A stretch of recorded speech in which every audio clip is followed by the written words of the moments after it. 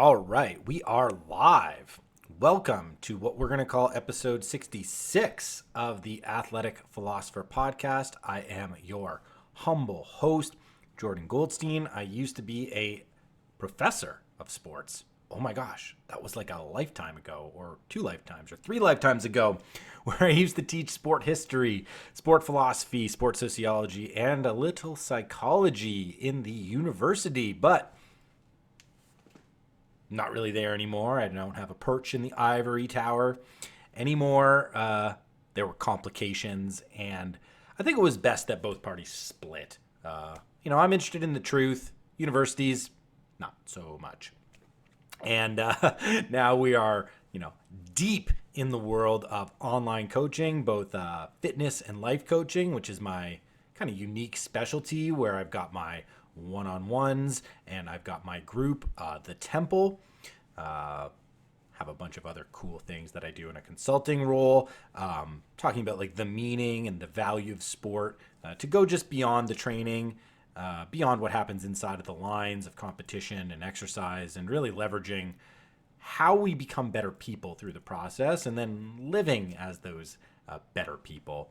I am also the tribal professor on, there we go, I got it right this time, on Team Tribal Training, which is run by the excellent coach Ryan Dreyer. We specialize in ultra endurance, triathlons, things like Ironmans and half Ironmans, but also ultra marathoning, so anything longer than a marathon, but certainly races that are a little bit less in distance. And it's the same thing. Yeah, we love the training, but the training has to be leveraged to become better people. But we just do that with a little bit more of a structured training program. We have team competitions and events that we travel to and take down together.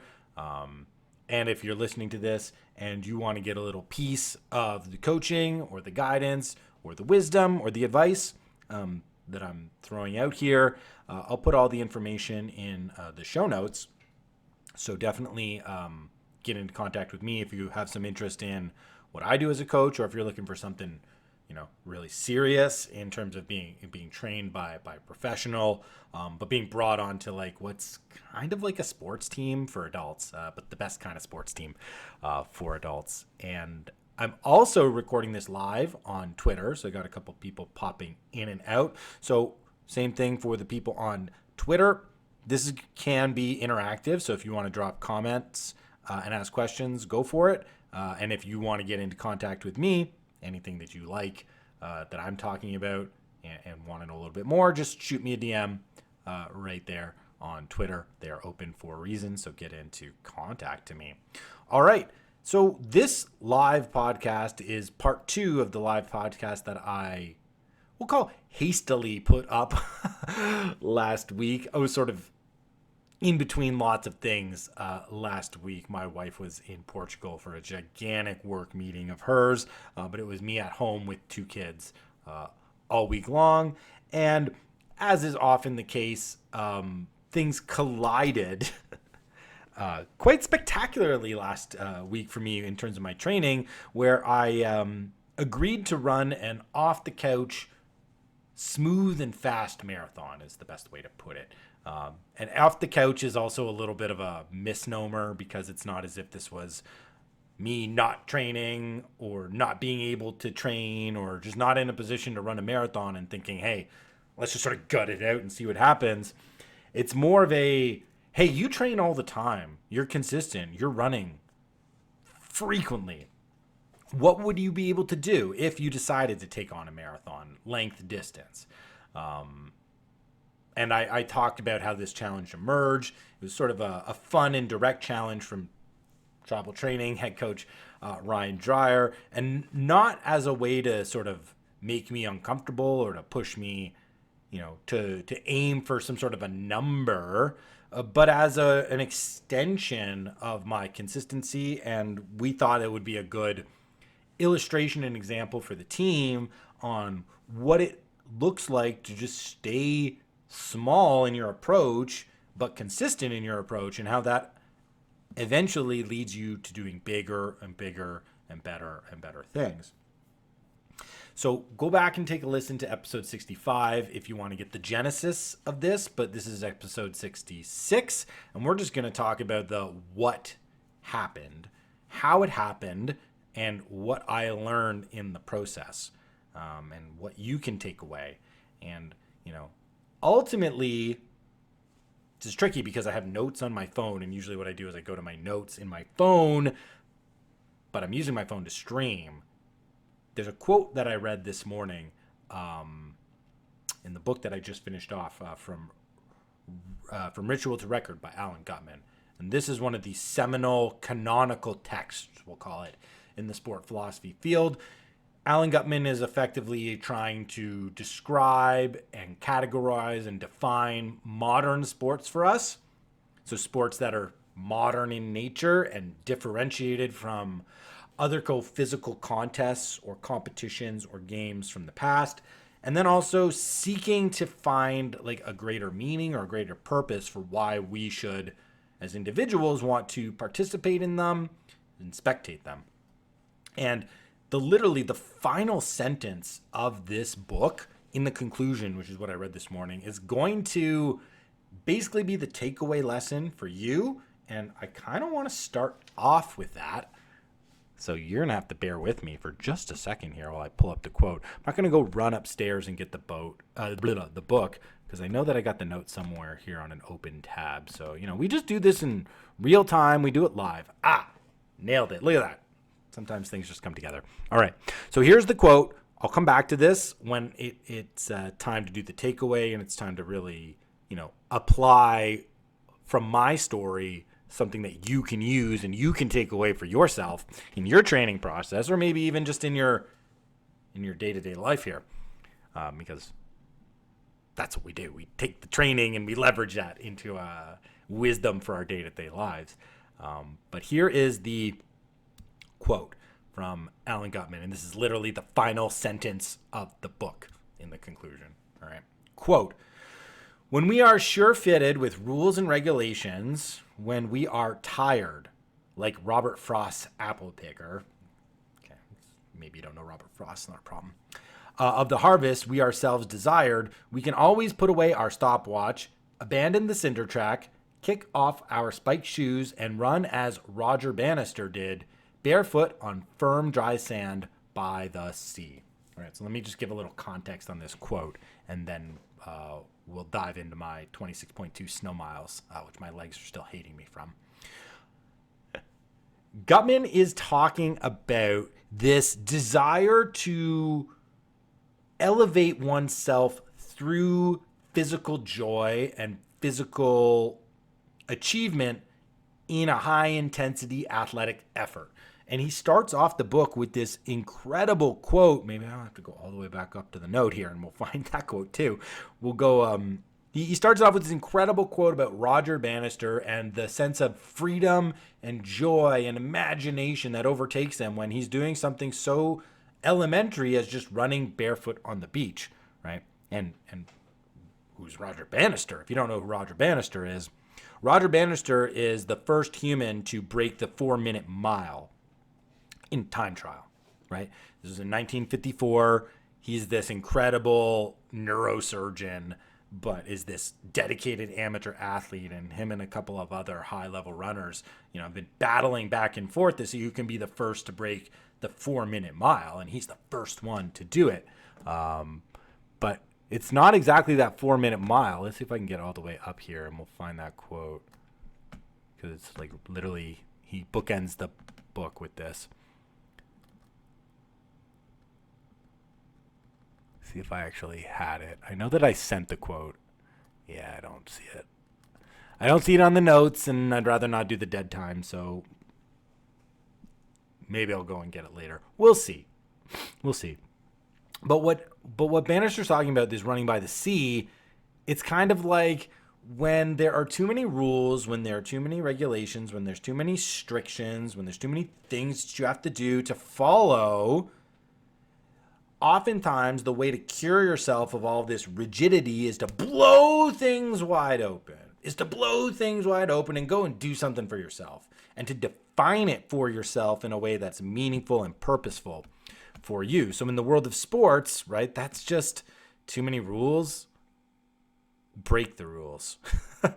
Too many rules, break the rules. Too much structure, too much mechanization, go to improvisation, go to creativity, go to imagination. And if you're a listener of my podcast or you're a follower of my content or you read my articles, you know this is my whole prescription. This is my whole prescription for why people fail to find consistency with their fitness. It's that there's too many rules. They feel like there's only one or two options for them on how they got to do things. You got to go to the gym. You got to do these exercises that you don't like doing. And you just have to suffer. And you have to find discipline in order to get through it. And it's just like, why do you think most people aren't going to the gym? It's because they don't see themselves within those closed definitions of what fitness looks like, right?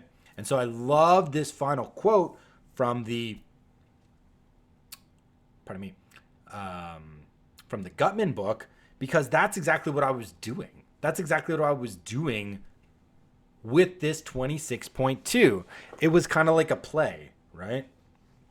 Think about like a pun or a play on words where you're taking something that's used in one sense and you're sort of reworking it and performing it or displaying it in another sense to make an entirely different point. That's what I was doing with the 26.2 miles, right? 26.2 miles is that's standard. That's the marathon. That's like the race, right? It's got this romance. It's got this history. It's got this ancient lineage. Everybody kind of knows a marathon, and everybody knows like a big time marathon or a small time marathon or like a sanctioned race, you know, with the start line, with the officials, with the course, with the aid stations, with the finish line, with all the cheering spectators and the supporters all along the way. Like, we know this. We know what a marathon is. That's standard. But for me, I have never been interested in like doing a marathon like a marathon. I don't want to sign up for a marathon. I don't want to wait in line. I don't want to have to be timed. Like, I don't really care about having the route. I don't even want to run on the road for that long. Like, honestly, none of that interests me. Lots of people need that kind of a strict structure in order to hold themselves accountable, but that's not me. My process is different. I keep consistent and accountable because I love doing it. And I love being creative and imaginative and exploratory and hacking my way through it, right? Like, when we're thinking about conforming, when we're thinking about why we might want to break off and do something for ourselves, you know, sports are this incredible arena for us to do this because we have the limited amount of rules, but within that, I can do almost whatever I want. I can do almost whatever I want within the bounds of the rules.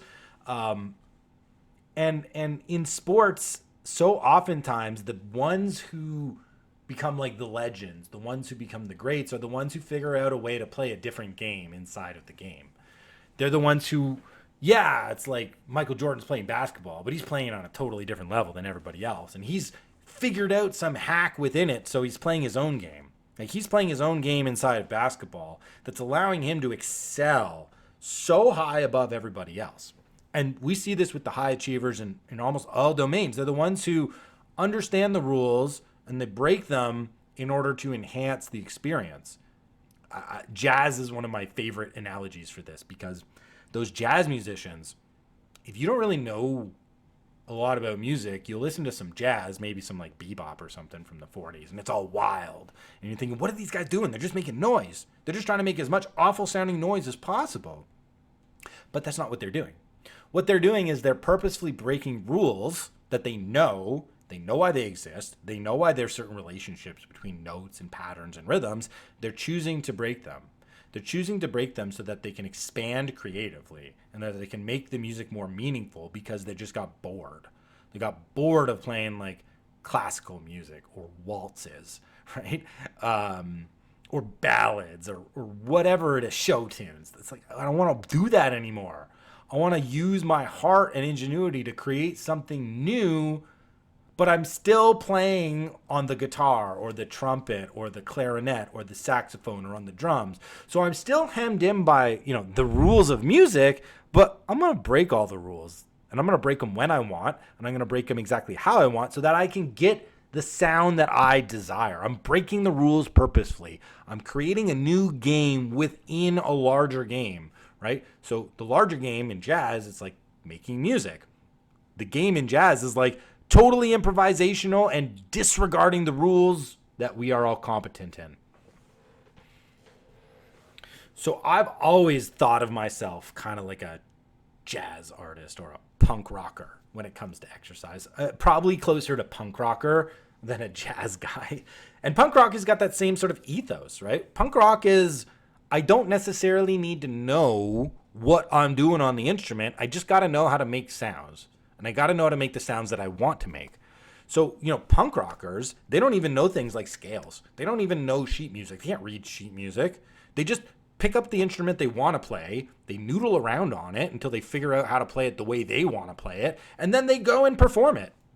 And it's the same thing. It's like, well, the game is still the larger game. If we're thinking about the guitar-based punk rock of the 1970s, think like the Ramones or the Sex Pistols, right? They're still playing the game. They're in a band. They're playing instruments, right? You can't make a guitar sound too much different. You can, but it's still within the confines of playing the guitar. But within that, they created something totally new. A game within the game, kind of like by breaking the rules of the game. And for punk rockers, what's the rule they're breaking? Like knowing what you're doing. You should know what you're doing before you go out and do it. And punk rockers, they say, nah, I'm going to feel my way through it. And I'm a little bit more like that in terms of my fitness. Like, I'm not I have a PhD in kinesiology, but I couldn't tell you what the muscles are, like on a diagram. I'm not a PT. I'm not a certified personal trainer. I don't have a physiology background or biomechanics background. I don't really know much about the body, but I know about the meaning of the body, and I know the meaning of motion, and I know how to connect to feel, and I know what my experience is. So I've got a little bit of the jazz, but it's a lot of punk rock. It's a lot of punk rock. And that's what I was doing with this 26.2. It's just another chance for me to play the game, but break the rules inside of the game so that I can play a more meaningful game for myself. And that's what we did. So let's just go for it. Thursday. I set the date December 4th about 10 days before because I just needed to hold myself accountable to this challenge of running an off-the-couch, fast and smooth marathon. And the initial goal was to try to run it around a 3-hour pace because I actually think that's what a smooth but, at pace effort looks like for me. But there was no snow on the ground. There was no ice on the ground. We got an immense amount of a record snowfall 2 weekends ago in Chicago. The most snow ever on any day in November in Chicago's history. Dumped like 1.5 feet, 2 feet of snow on us. And it's not like it all melted. Now it's cold. So it's all on the ground. It's like hard. And it's icy and it's challenging. And I was going to run this marathon on a biking and running path, but that's not cleared. So not only can you not run on that, it's just you're not going to make it 26.2 miles even if you wanted to walk. Like, it's just so difficult. You can't do it. You can't do it. So I didn't really want anything different for this marathon. I didn't really prep up. I kind of tapered my running a little bit, but I still jumped rope. I still did some leg workouts the 2 days before. So I actually kind of had some dead legs, not going to lie. They were not springy, rested up legs. They were a little bit sore. I'm still on solo dad duty. So we're doing everything in terms of up early, doing my work before the kids are up, taking the kids to school, keeping the house in order, picking them up, taking them to their activities, getting them to sleep. And Thursday, I got to get them up. I got to get them to school. So for I'm kind of taking it a little slow. I'm doing a little bit of my creative work. I'm writing my article. I'm publishing out the podcast, episode 65. But then it's right into dad duty, right when the kids get up, and it's get their lunches ready, get their clothes, get them to school on time, make sure everybody is smiling. I gave myself buffer, so I could have tried to get all of my stuff ready and gone and ran the marathon like directly after I had dropped them off, but I didn't want to be rushing. I had the space in between the day, so I figured all I got to do is run. So I'm just going to drop them off, and I'm going to go home, and then I'm going to get myself ready without them around, and then I'll go out and do this thing. So I dropped them off around like 8:45. I get home just after 9 o'clock. I'm going to make a quick stop at the grocery store because it's a self-supported marathon. So I just went and got some tiny little water bottles, these little 8-ounce little bottles of water, because I figured I'm going to run this thing self-supported. I'm going to carry water. I don't really want a big water bottle, but I can shove one or maybe two of these little guys into my pockets as I'm running. And we'll sort of figure that out as we go. Now, usually when I am running fasted, and I'm not taking water or I'm not taking food with me. I did a whole marathon like this. I did this exact same playbook in May, where it was me, the 2 kids, pardon me, and I ran a fasted marathon. So I didn't have any food or fuel beforehand. And then on the run, I didn't take any food and I didn't have any water. And I did half that on trails and I did half that on city roads. And I was able to take that one down in 4 hours and 5 minutes on my own, come back to life within an hour, and then go pick up my kids. And if memory serves me correctly, went right to Shake Shack because I could do nothing else other than think about putting 10,000 calories in my face. So I've done this before. But this time I was like, no, I'm supposed to be running for a bit of a pace, which means I got to fuel. So I went home. After I got some of this like stuff that I was going to, some water I was going to take on the run, I went home. I started to just get my gear together and I started to fuel up. Fuel for me before like a big long effort, the day of, looks like fruit. It looks like fruit and honey and maybe a piece of bread, which is what I had. I had 2 bananas. I had an apple with an ungodly amount of honey. Oh my gosh, it was so good. My face was so sticky. And a piece of sourdough bread just dipped in honey too. So you want all of them carbs, and you want good carbs. Extra coffee, lots of water, electrolytes. And then I had effectively like a mobile aid station, which I put in the trunk of my car. And that's where the water was and the fuel that I was going to use. And I went solely on, Head Coach Ryan Dreyer's new product over at tribalsups.com. This is the Maple Boost, which is effectively just maple syrup, and sea salt. Perfect fueling source. You know, I like to eat clean. I don't like to put all that stuff, that artificial stuff in my body. This is one of the reasons why I don't fuel anyways on the runs, because I don't want that crap inside of me. So this was perfect. So I was going to use the Maple Boost, and I have these caffeinated chocolates that I like to eat. They have 50 milligrams of caffeine in them, and I plan to take one of these every hour just to make sure I could keep my energy up. I also had a giant mug of hot coffee just in case I was really freezing because it was a cold day. It's a really cold day out there. So basically, I drive to this parking lot right down by the beach where I go all the time to swim and do my cold plunging, and I decided I was going to run up and down Sheridan Road. So all this was in the previous podcast, but I still didn't know what I was going to do. I still didn't know what shoes I was going to wear when I was going out to do this marathon. I literally took 2 pairs of shoes because I didn't know what I was going to do. I wanted to go quick. I wanted the benefit of having a comfortable pair of shoes, having some carbon plates so that I could get a little spring in my step and take advantage of some of the dry roads. But then I got thinking, you know, I can't really wear those on the sidewalk. And then I got to be hacking my way around the neighborhood streets and like creatively getting to 26 miles and that was just too much mental processing. What I wanted was run this way, come back, run that way, come back, and just hit 26.2.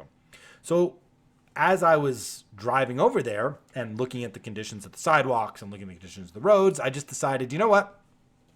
The pace is out. I'm not putting on road running shoes. I could care less about the carbon plate. I am running a winter 50K on January the 10th, and I'm going to have to go run on snow. So what I'm going to do is I'm going to put my trail shoes on, and I'm going to run on the snow-packed sidewalks. That way I don't have to think about distance, and I can just run, and I can simulate training for what I'm going to be competing in. And in one sense, it kind of released the pressure to have to try to run fast. But in another sense, it upped the pressure because snow running is not easy. And snow running for that many miles is kind of a brutal beatdown on your legs. So it's not as if I made it easier on myself, because running on the road is so much easier. Even if you got to run fast, my gosh, people, it's so much easier than running on the snow and on the ice. But that's what I decided. So I've got my shoes picked, but what's the temperature? It's 18 degrees Fahrenheit. So -7, -8 Celsius. So I'm going to be out there for 3.5 hours, 3 hours and 45 minutes, 4 hours. So I got to get all my gear. I think I dressed perfectly. I'm like a king of layering at this point. With all the winter running that I've done. I had my trail shoes. I had a pair of waterproof socks, because the trail shoes I was running in were my Lone Peaks. They weren't the all-weather. They're just regular Lone Peaks, and water goes through those right away. So I knew that I wanted my waterproof running socks. I wore a pair of joggers and shorts. So I could have worn running tights, but I really don't like running tights. So I just ran with a pair of pants over top of my shorts. That was good. And then I had a long, thin base layer. I have a thin thermal hoodie, which is like fleece lined, but very thin. And then I wore a thin rain shell over top of that. I had a toque, gloves, and I got rid of the toque halfway, and I just put on a regular hat, or just a regular running hat.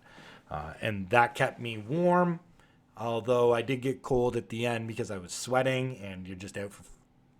I did the marathon in 3 hours and 57 minutes. Spoiler, 3 hours and 57 minutes. Chip time, the running time on Strava is 3 hours, 54 minutes, 58 seconds. But that doesn't include the bathroom breaks, and that doesn't include me going to my mobile aid station in my trunk, which added 2 minutes and change. So I was able to take it down in less than 4 hours, but you're still out moving consistently for 4 hours in that cold. You gotta be aware. So that was my gear setup, and in the back of my trunk, I just had the Maple Boost. I had a couple of those chocolates, and I had the water ready to go. And I think I had 1 or 2 things of fruit leather too, which I didn't end up eating the fruit leather. And I had bananas, so I ended up grabbing 1 banana at this mobile aid station, which I got to around mile 12. Okay, so I'm jumping all over the place, but it's my story, and that's just how we tell it here. Not all stories are linear, especially a historian. A historian doesn't really tell a linear story. A historian will have a linear backbone to their story, but they will have swirls. They'll have tangents, and they'll have cross connections multiple times in the story. And I'm a trained historian, so that's just what you get. That's just what you get. So I am, we're about 11 o'clock. I pushed off just after 11 o'clock last Thursday to take down 26.2 miles on the snow. I've done a lot of snow running, but the idea of holding a particular pace for that many miles was something I had no experience in. And the first 2 miles, I just was focusing on running with a proper stride. The thing with snow running is that you cannot get your full foot on the ground the way you would with just a regular road, a dry road or a dry surface, because your heel slips, right? When you put that back pressure down on your leg, you get heel slippage, and nothing's going to demoralize you faster when you're running than your heel slipping every single time you put your foot down. So you end up modifying your stride, you end up compacting your stride, you end up putting a lot of force on your front foot and your midfoot, and you don't really even try to put your heel down on the ground because you feel like it's just going to slip. Which is happened here? I think I lost the live stream a little bit. Oh, no. No, we're back. Okay. Not a problem. Something's up with my phone. Got some people listening there, so I don't want to leave them hanging. So the first 2 miles, it's like feel it out. Feel out, okay, what's the ground condition like? Like, how slippery is it? I would say the day before, we got a really gross mix of like sleet, freezing rain, falling ice, wet, heavy snow. And when I went to run, there's probably like about a half an inch to an inch of this stuff on top of what's already compressed snow into ice. Because there was the snow that fell the week before, but then there's a couple snows that also happened during the week and the night before. So the consistency on the sidewalk, it's something like digging into a half inch to an inch of wet, heavy snow. And then underneath that is a layer of ice crystals and compacted snow, which is also very slippery. This is why I wore my trail shoes, so that I could get some traction.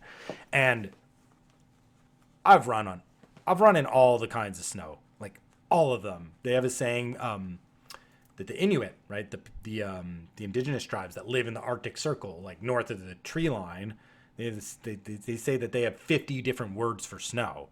And you might think like, well, how? Well, you don't know snow if you don't understand that 50 is probably too little, because there's got to be like 100 different kinds of snow. Based on like the temperature, how long it's been on the ground, how compacted it is, like it's mixed with ice, if it's mixed with water, like there's so many different variations. How thick is it? How thin is it? There's so many different kinds of variations of snow that you kind of just don't know what you're dealing with until you're actually on it. It's not even, you can't even really look at it. Now, I've got a bit of an intuition about this because, again, I've been doing winter trail running now 5-6 years in a row. And I've run in blizzards.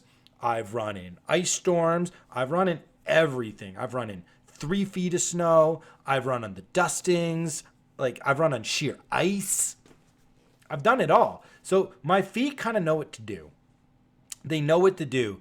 And while that mix of like compacted ice pellets and a thin layer of wet, heavy snow on top, that doesn't sound really appealing, right? That's actually pretty good for grip.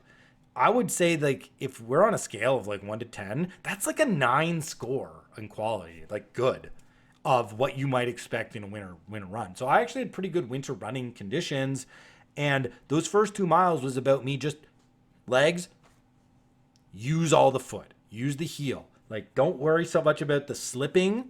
Worry about stretching out and compacting your legs, because you're not making it 26.2 miles with any kind of pace if you've got these short little steps. They're just going to brutalize your legs too much. So the first 2 miles was really just about finding that rhythm and finding what the number should look like. Because, again, I'm supposed to be running this quickly. But the conditions, it's like, well, what's quick for this condition? And what's the feel? And you got to kind of maintain this for another, 3+ hours. So don't go out too fast, but make sure it's not too slow either. I believe those first 2 miles were both around 8:37. So they're 8:37-minute mile. And I felt pretty good. And I felt, like maybe I can try an 8:30 pace. Maybe that's the pace.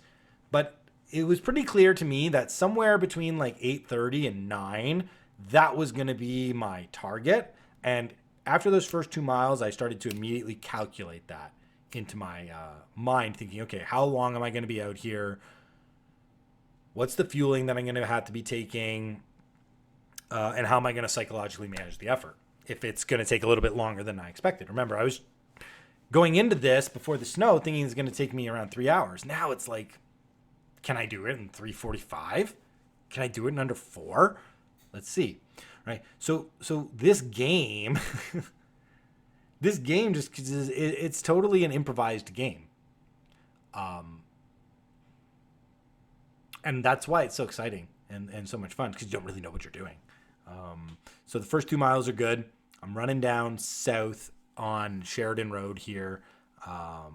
Next to all these like incredible mansions and this beautiful bluff overlooking the lake. And it's cold, but beautifully sunny. And I'm just in the zone. I'm just feeling my legs. I'm starting to clip off like 8:30s, 8:17s, going downhill a little bit. And it's pretty easy running. Like I just feel really good. I'm starting to get tired. My legs are starting to get sore, but I made one thing I wanted to do with the maple boost, like the maple syrup, is it's kind of like you get 3 servings in one of these big boost pouches. And so I was like, you know what? I'm going to take one every 4 miles. Every 4 miles is going to give me something to look forward to. It's going to give me a boost of energy for the next 4 miles.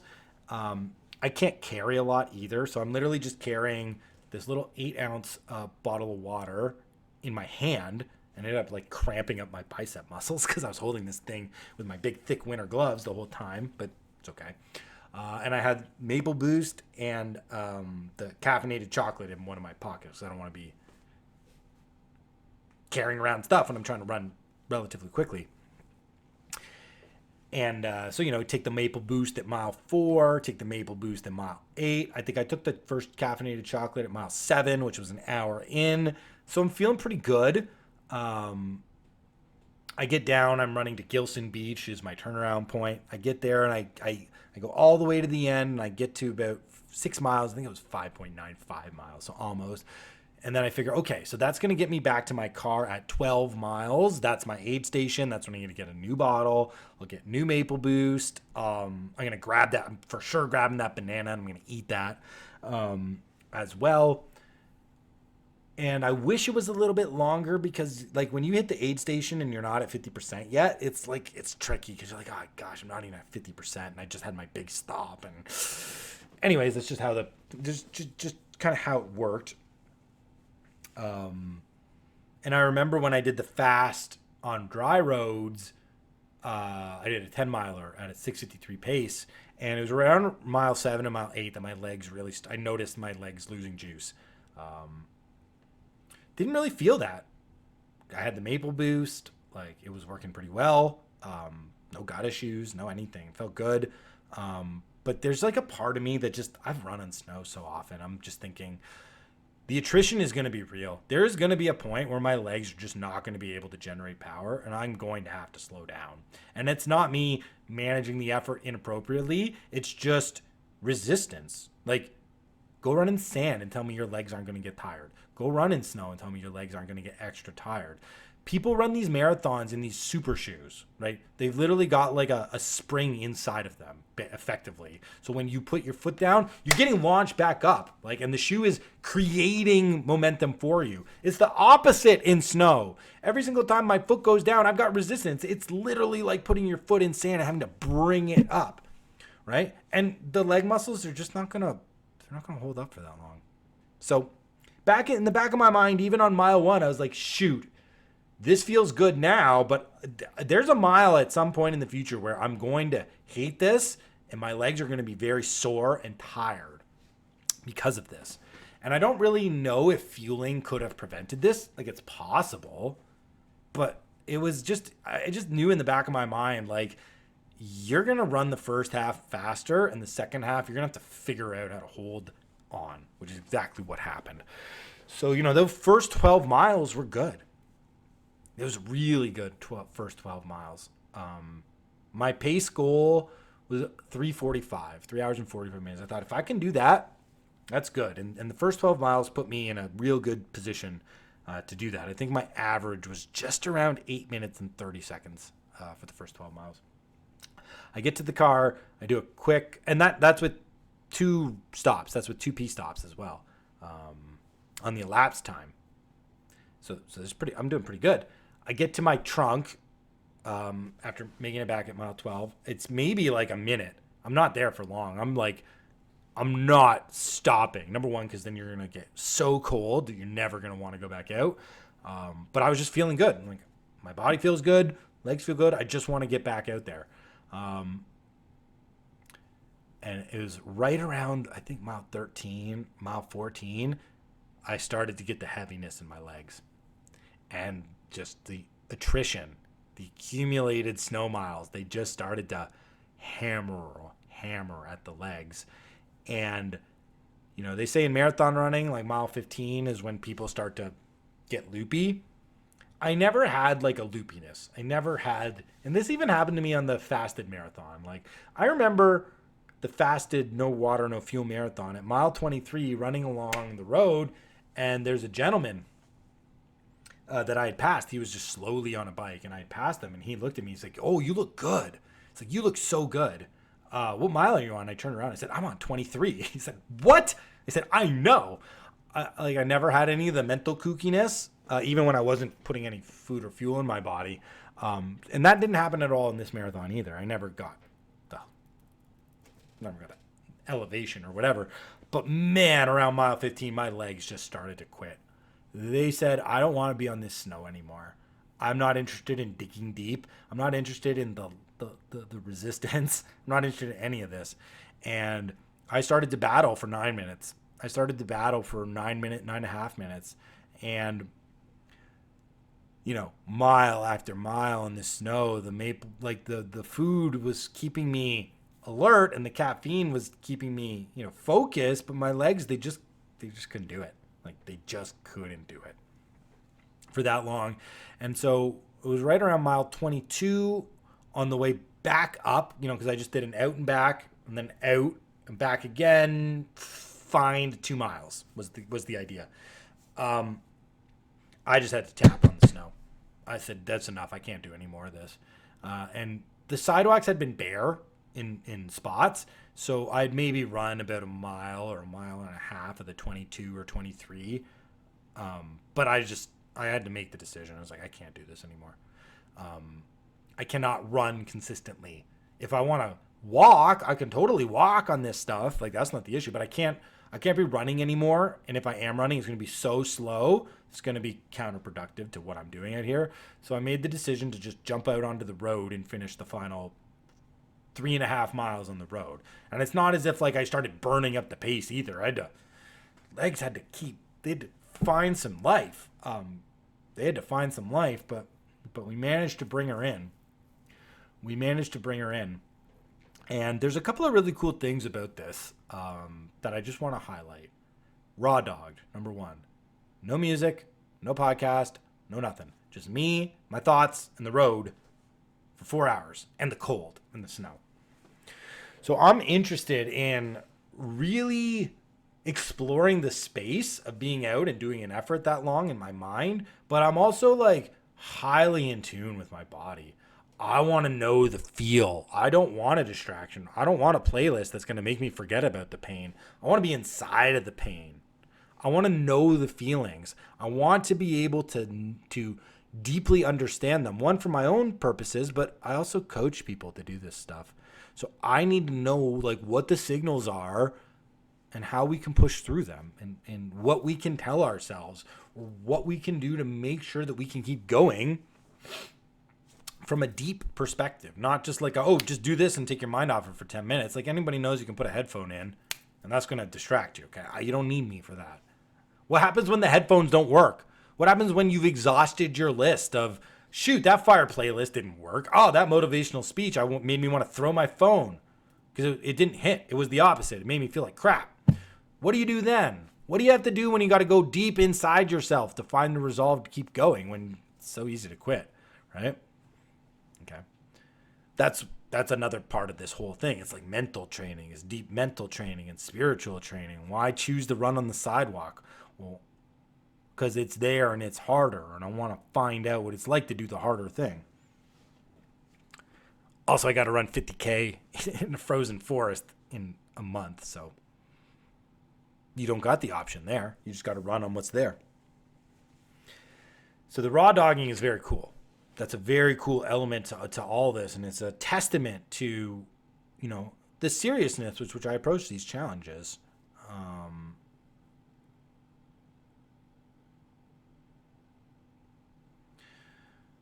Number two is that, like, what do you say to yourself? Like, what do you say to yourself when you want to quit? Well, if you don't give yourself options to quit, then you're kind of out of luck. So one of the reasons I love trail running is because when you're out on the trail, it doesn't really matter what your motivation is or if you want to quit, or it doesn't matter because what's going to happen? Well, you're out in the middle of nature. What are you going to do? Nobody's going to come rescue you. Like, you can't just be like, okay, I'm done.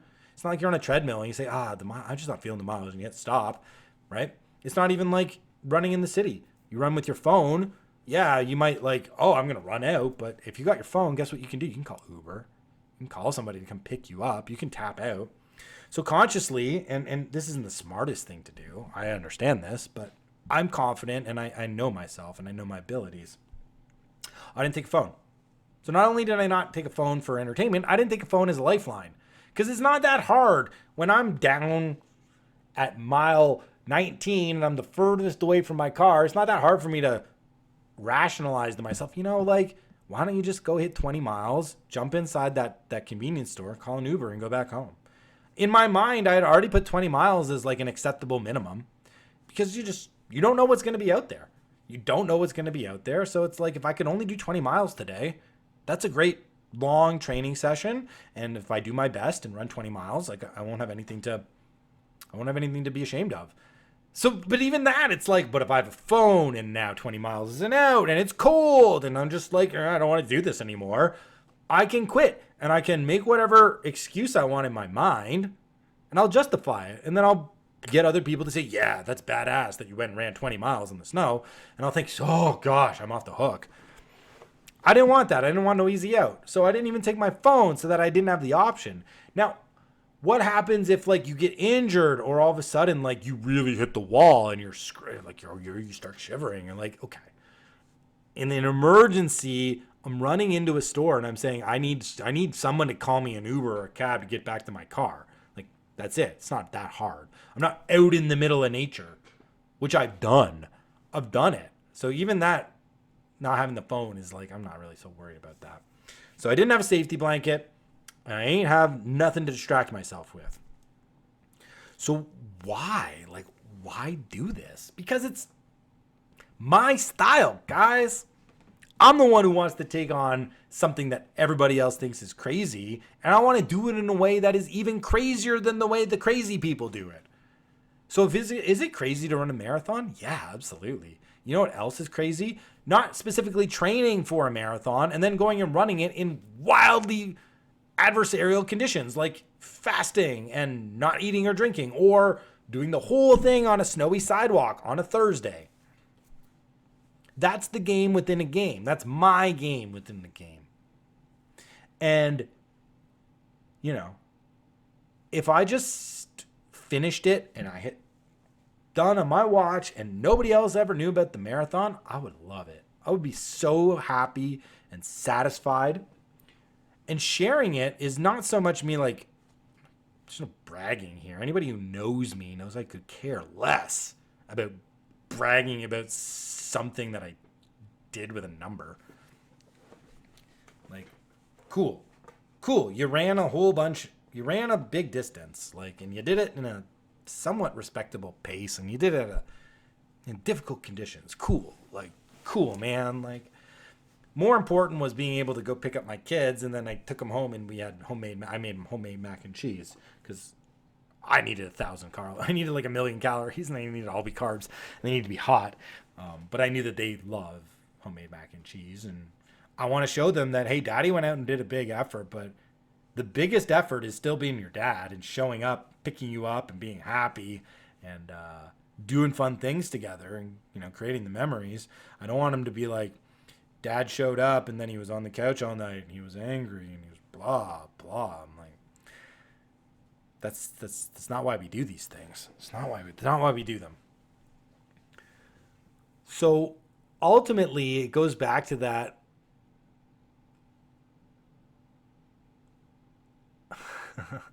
Ultimately it goes back to that quote from Gutman, right? That when things get too regulated, when I'm too in the rules, I gotta break free and I just gotta do the thing my spirit demands. And when it comes to like you taking something away from this, like whether that's going out and running in the winter, whether that's taking on your first big endurance event, like whether that's just a cool story of a guy who decided on a random Thursday to go run a silly amount of miles in the snow and beat up his legs in the process, it's up to you to take what you want from the story. But I don't want this to just be me talking about my experience for the sake of my experience. This is like, I share the stories and I coach and I teach from the stories. So again, that big lesson is, if you're unsatisfied, it's because you got the wrong boundaries. It's because you got the wrong rules on you, and they're not allowing you to express a maximal amount of your freedom. You need the right boundaries. You need the right rules. So if there's too much restriction, if there's too many constraints on your action, right? You gotta break free. You gotta use imagination and creativity to go after something of your own. There's another Gutman quote here from the conclusion that I'm going to share. Just give me a second here so I can pull it up. This Notes app really doesn't work so well on the desktop. Something's up with my scroll. Okay, I'll just fill the air as I go down. But it has to do with the way in which we live our lives. They're highly structured, and they're structured for good reason, and we don't want to certainly live in chaos. But it's something like this quote from Gutman that I want you to go out and find for yourself, and this is what I find for myself with my creative, flowy, expressive, spiritual style of training. Quote, "In sport, we can discover the euphoric sense of wholeness, autonomy, and potency, which is often denied us in the dreary rounds of routinized work that are the fate of most men and women. Sports is the discovery of self. It's a discovery of self process. And if I'm discovering myself with rules that are put down upon me by other people, I'm limiting what I can know about myself. I'm limiting that self-discovery. This is the main reason why we want to break it open. It's so that I can get deep inside of myself to know about myself. You should have heard some of the things I was saying to myself when I'm running. How do you convince yourself to keep going when your body wants to quit, your mind wants to quit, and you got like 1% of your spirit that's with you, and the other 99% is like, the body and the mind are right. Just stop. That's when you get to know. That's when you get to know who you really are. And if it really matters and means something to you, well, guess what you're going to want to do? You're going to want to bring the better part of yourself to that new situation. And now you've got new knowledge about yourself. You've got experience. Now you got confidence. Now you have belief. Now you have faith. Now you can start to make things happen for yourself. But it doesn't happen if you're stuck playing somebody else's game, because you're ultimately just going to learn a lesson that maybe somebody else thinks you got to learn, but that's not actually the lesson you need to know for yourself. So ultimately then, the biggest takeaway, it has very little to do with the actual effort and the miles, but it's all about this effort to create. It's all about this effort to create and to bring your spirit directly to the forefront of your entire fitness and exercise habits, rituals, and routines. That's what's going to allow you to invent a new game within somebody else's game. So if it's in weightlifting in the gym, you start to create your own metrics of success. You start to not care what other people consider strong, and you go after the thing that makes you feel like the world beater when you break that challenge. That's what it's all about, guys. That's what it's all about. So before we kick this off, I just want to again implore and encourage you to become master of your own destiny in fitness and exercise, right? Do the things you want. Play how you want to play. Move how you enjoy moving. Hold yourself accountable. Care about what you're doing. Not because other people think you should, but because you actually do. Because you actually do care. And when you just start that process, like, you don't go do something big right away. I certainly didn't do something big right away. It was small steps stacked consistently on each other. and in my case, for like 12 years in a row, which allowed me to take a chance on a Thursday to go run a marathon. And Garmin didn't even hate me for that. It was like within my normal range. I was sort of low. I did the marathon. I went up high, but it was all within my optimal range. Garmin said that was a productive training session. Running a marathon on a Thursday was productive for me. It wasn't overstrained. It wasn't overtaxed. And again, it's not bragging, but it's to provide some encouragement that you start small and you just continue to build through your heart. And eventually, like, your capacity just becomes incredible. And you can do what other people think are absolutely like psychotic things. And they may not be wrong, but you can take them down with great ease and great assuredness that you can do it and that you should be doing it. And you know why you're doing it. And that's what we'll leave off with. Thank you to everybody who tuned in live on Twitter for this. I appreciate you. Don't see any questions or anything. So we're just going to end this off.